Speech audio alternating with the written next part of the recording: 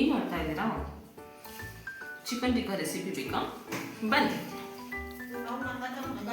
ಇವತ್ತು ನಾವು chicken ಟಿಕ್ಕನ air ಫ್ರೈರಲ್ಲಿ try ಮಾಡ್ತಾ ಇದ್ದೀವಿ. ಸೊ ನಾನಿಲ್ಲಿ ಬೋನ್ ಮತ್ತು ವಿತ್ ಬೋನ್ ಎರಡೂ ಸಪ್ರೇಟಾಗಿ ಇಟ್ಕೊಂಡು ಟ್ರೈ ಮಾಡ್ತಾ ಇದ್ದೀನಿ. ಆ್ಯಂಡ್ ನಾನಿಲ್ಲಿ ಜಿಂಜರ್ ಗಾರ್ಲಿಕ್ ಕೊರಿಯಾಂಡರ್ ಕಟ್ ಮಾಡ್ಕೊಂಡು ಇಟ್ಕೊಂಡಿದ್ದೀನಿ. ಸೊ ಇದು ಎರಡಕ್ಕೂ ನಾನು ಸಪ್ರೇಟಾಗಿ ಮ್ಯಾರಿನೇಟ್ ಮಾಡ್ತಿದ್ದೀನಿ, ಬಟ್ ಪ್ರೋಸೆಸ್ ಒಂದೇ.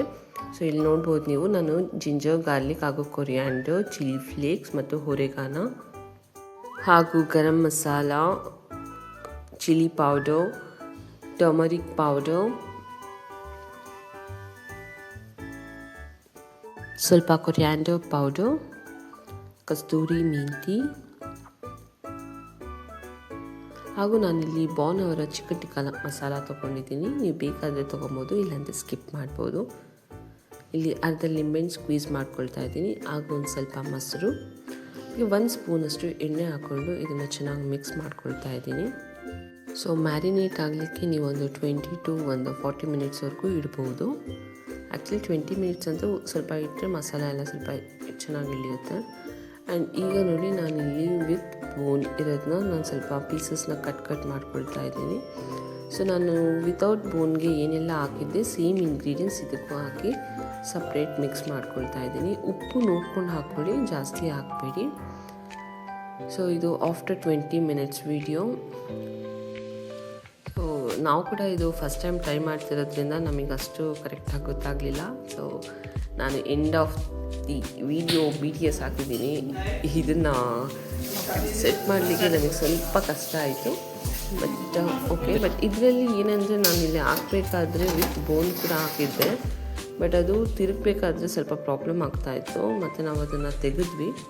ಸೊ ಅದನ್ನು ನಾನು ವಿಡಿಯೋ ಮಾಡಲಿಕ್ಕಾಗಲಿಲ್ಲ.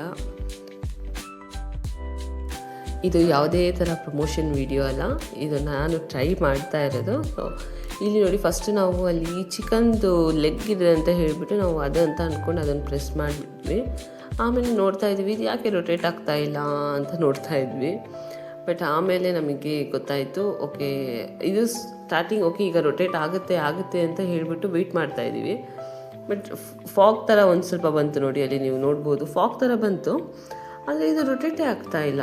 ಮತ್ತೆ ಪುನಃ ನಾವು ಚೆಕ್ ಮಾಡಿ ಆಮೇಲೆ ಅದು ಲಾಸ್ಟಿಂದ ಸೆಕೆಂಡ್ ಆಪ್ಷನ್ ಇದೆ ನೋಡಿ, ಸೊ ಅದನ್ನು ನಾವು ಪ್ರೆಸ್ ಮಾಡಿದ್ಮೇಲೆ ಆಮೇಲೆ ಇದು ರೊಟೇಟ್ ಆಗಲಿಕ್ಕೆ ಸ್ಟಾರ್ಟ್ ಆಯಿತು. ಸೊ ಇದು ಆಟೋಮೆಟಿಕ್ಕಾಗಿ ರೊಟೇಟ್ ಆಗ್ತಿತ್ತು.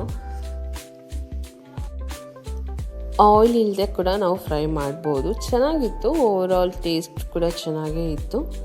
ನೀವು ಟ್ರೈ ಮಾಡಿ. ಲೈಕ್ ಈ ಥರ ಏರ್ ಫ್ರೈಯರ್ ಇಲ್ಲ ಅಂತ ಹೇಳಿದರೆ ನಾವು ನಾರ್ಮಲಾಗಿ ಪ್ಯಾನಲ್ಲಿ ಸ್ವಲ್ಪ ಎಣ್ಣೆ ಹಾಕಿ ಕೂಡ ಫ್ರೈ ಮಾಡ್ಬೋದು. ನಾವು ಬೋನ್ ಇರೋ ಚಿಕನ್ನು ಸ್ವಲ್ಪ ಹಾಗೆ ಮಾಡಿದ್ವಿ, ಇನ್ನೊಂದು ಸ್ವಲ್ಪ ನಾವು ಏರ್ ಫ್ರೈಯರಲ್ಲಿ ಇಟ್ಟು ಆಮೇಲೆ ನೀವು ರೆಸಿಪಿನ ಟ್ರೈ ಮಾಡಿ. ನಿಮ್ಗೇನಾದರೂ ಹೇಳಲಿಕ್ಕಿದ್ರೆ ಕಮೆಂಟ್ ಮೂಲಕ ತಿಳಿಸ್ಕೊಡಿ. Thank you for watching.